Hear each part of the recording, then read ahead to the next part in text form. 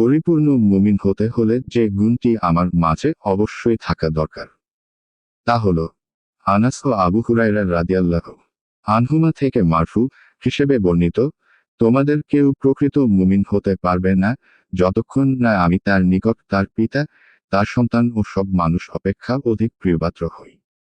এ হাদিসের রাসূল সাল্লাল্লাহু আলাইহি ওয়াসাল্লাম আমাদের জানিয়েছেন যে কোনো মুসলিমের ঈমান পরিপূর্ণ হবে না এবং এমন ঈমান অর্জন করতে পারবে না যার দ্বারা সে আযাব ব্যতীত জান্নাতে প্রবেশ করবে, যতক্ষণ না রাসূলুল্লাহ সাল্লাল্লাহু আলাইহি ওয়াসাল্লামের মুহাব্বত তার পিতা মাতা এবং সব মানুষের অপেক্ষা অগ্রগামী হবে।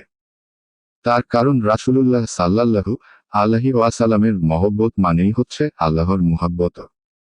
কারণ রাসূলুল্লাহ সাল্লাল্লাহু আলাইহি ওয়াসাল্লাম আল্লাহর পক্ষ থেকে মুবাল্লিগ এবং তার দ্বীনের দিকে আহ্বানকারী। প্রকৃত প্রস্তাবে শরীআতের আদেশ পালন ও তার নিষেধসমূহ বর্জন করাই আল্লাহ তার রাসূলের মুহাব্বতের সত্যিকার প্রমাণ। সেটা কখনো কবিতা আবৃত্তি করা, অনুষ্ঠানের আয়োজন করা এবং বিভিন্ন স্বরে গান গাওয়ার মাধ্যমে সাব্যস্ত হয় না।